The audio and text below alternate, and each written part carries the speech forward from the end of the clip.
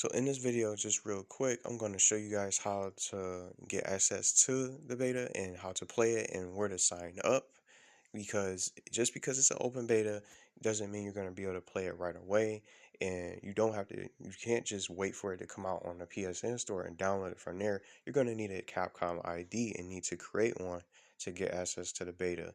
And it just almost reminds me of the Marvel's Avengers beta of how you needed a Square Enix account and you needed to link it to your particular platform or whatever console that you play on to be able to play the beta. So why not do it now before April 7th comes around, or they might even release it early by surprise, you never know.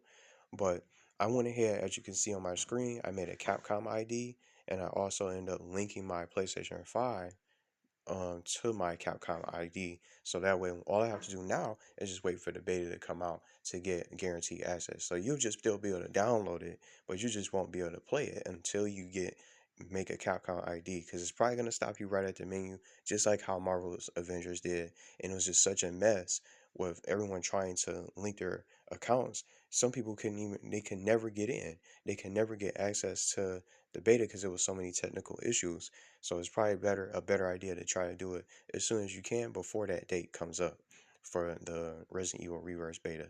Now this is a free game that's going to be included with Resident Evil Village or Resident Evil 8, whatever you want to call it. And it's just like how Resident Evil Resistance was free and it came with Resident Evil 3, the remake, as short as that game was. But it was still good. It was still enjoyable for what it was.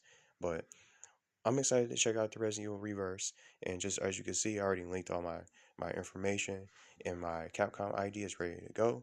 So, um, all I gotta do is just wait for the date, and then I can just download it, head to the PlayStation Store, download it, and just be able to jump right in.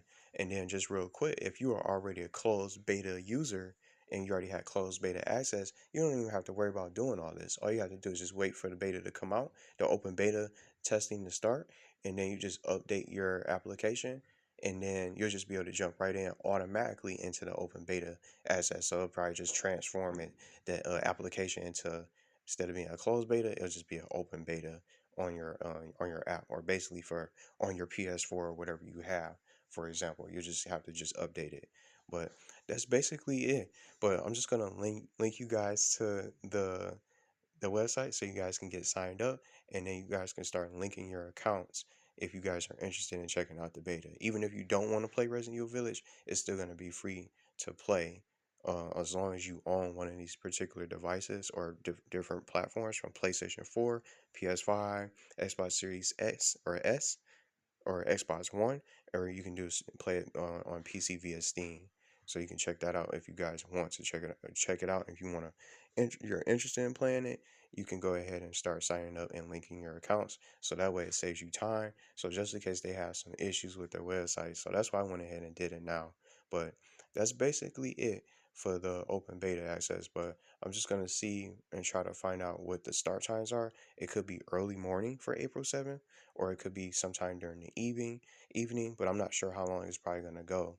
So since they're probably leaning towards all the way till April 11th, they might end up extending it. They might even let us play it all the way until Village comes out. You never know.